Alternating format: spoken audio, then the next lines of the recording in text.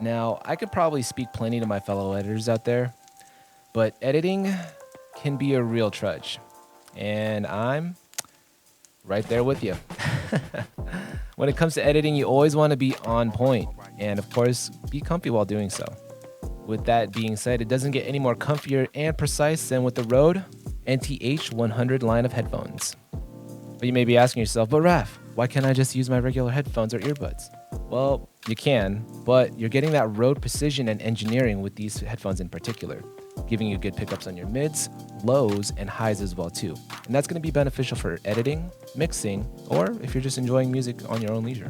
Now, the NTH-100 also features the FitLock locking system, ensuring that your headphones won't slip around once you have them properly adjusted. Another sweet thing about the unit is that it has 3.5mm plug access on both ears.